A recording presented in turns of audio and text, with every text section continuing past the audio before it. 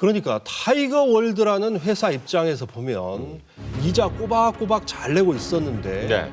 하나은행이 횡포를 부려서 회사를 빼앗아갔다라는 거네요. 그렇게 이제 회사를 차지한 사람이 웅진그룹의 윤석금 회장이고요. 그런데 아니 물론 하나은행이 채권자이긴 합니다만은 경영권을 뭐 어디로 넘겨라 마라 뭐 이런 얘기를 할 수가 있는 건가요? 이거 갑질 아닙니까?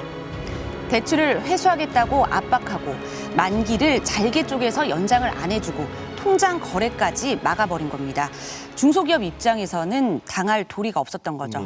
지금까지 주장을 보면 하나은행이 횡포를 부렸고 결과적으로 윤석금 회장이 그 회사를 가져갔다라는 건데 그렇다면 하나은행은 왜 윤 회장을 도와준 겁니까? 그건 정확히는 알 수 없습니다.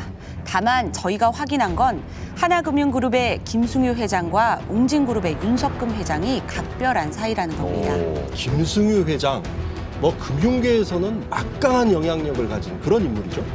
그렇습니다. 이 사건의 내막을 좀 더 보시겠습니다. 하나은행이 타이거월드를 강제로 공매에 넘기기로 결정한 직후 윤석금 회장은 자본금 5천만 원을 들여 작은 회사를 하나 설립합니다. 태성 TNR이라는 회사였습니다. 자본금 5천만 원을 들여 갑자기 만든 회사. 그런데 어떻게 윤석금 회장은 이 작은 회사로 타이거월드를 인수할 수 있었을까? 2,200억을 어디서 구했을까? 먼저 웅진그룹 계열사들이 윤 회장 개인을 위해 동원됐습니다. 계약금 230억 원은 웅진 계열사인 골프장 운영회사 넥스필드가 윤 회장에게 빌려줬습니다. 또 다른 계열사도 동원됩니다. 바로 웅진이 론스타로부터 인수한 극동건설입니다. 윤석금 회장이 타이거월드를 인수하려면 극동건설에 밀린 공사대금 700억 원을 대신 갚아야 했습니다. 하지만 막 웅진 계열사가 된 극동건설은 이 돈을 나중에 천천히 갚으라고 밀어줍니다. 가뜩이나 어려웠던 극동건설이 윤 회장 개인 회사를 위해 채권 700억 원을 밀어준 겁니다. 윤석금 회장이 공사대금을 극동한테 지원한 거로 돼 있는데 거꾸로 극동이 윤석금 회장 부동산 매입 자금을 지원을 했어요. 삼성전자가 이재용 부회장이 부동산 사는데 부동산 잔금을 대납해 줍니까? 그럼 범죄입니다. 똑같습니다. 결정적으로 윤석금 회장을 도와준 건 하나은행이었습니다. 하나은행은 타이거월드에 빌려준 1,300억 원으로 담보를 잡을 수 있는 권리, 즉 담보권을 극동건설을 거쳐 윤석금 회장에게 넘겨줬습니다. 윤 회장은 이 담보권으로 다른 금융기관에서 1,300억 원을 대출받아 타이거월드 인수자금에 썼습니다. 역시 웅진 계열사가 회장을 위해 연대보증을 서줬습니다. 하나은행은 대출금 상환받는 게 목적이 아니라 처음부터 저희 사업장을 웅진한테 넘겨주는 게 목적이었던 것 같아요. 그래서 그런지 하나은행은 무조건 저희 거를 공매시키기 위해서 뭐 경영권을 넘겨주기 위해서 아주 말도 안 되는 적극적인 일을 했는데 6월 25일 날 하나은행 대주단 전체 1,300억 채권을 그냥 윤석금 씨 5천만 원짜리 만든 회사 그냥 줘버렸어요. 결국 윤석금 회장이 자기 돈 거의 안 들이고 2천억 원 넘는 회사를 손에 넣을 수 있었던 건 그룹 계열사들의 지원, 그리고 결정적으로 하나은행이 도와줬기 때문이었습니다. 윤 회장의 개인 회사였던 태성 TNR은 2010년 합병을 통해 웅진 플레이 도시로 바뀝니다. 웅진 플레이 도시의 지분 내역을 살펴봤습니다. 의결권을 가진 보통주 가운데 윤 회장 명의의 주식은 1%에 불과합니다. 나머지 99%는 김인복이라는 이름으로 돼 있습니다. 김인복이 누굴까? 현재 서울 YMCA 이사장. 알고 보니 윤석금 회장의 중학교 동창입니다. 친구 관계는 맞으시고요. 예.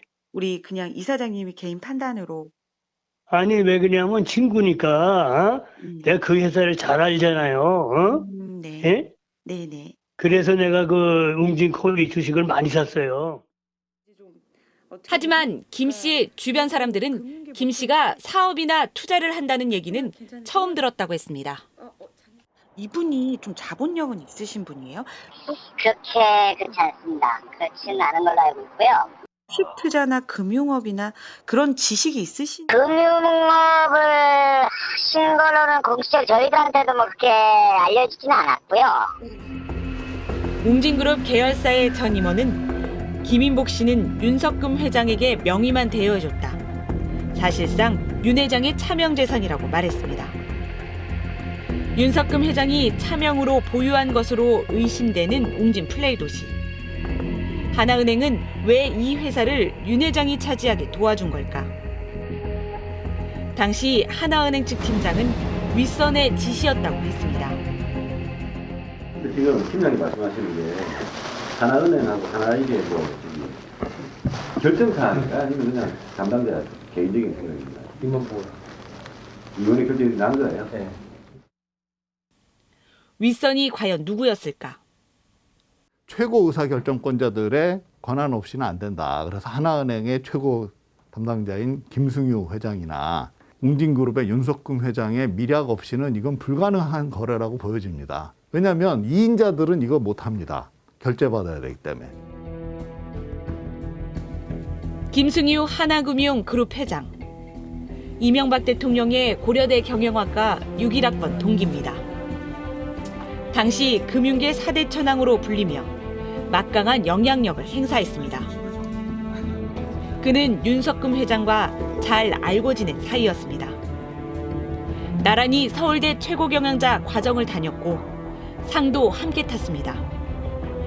윤석금 회장은 2009년에 자서전을 출간했는데 김승유 회장이 추천사를 써줬습니다.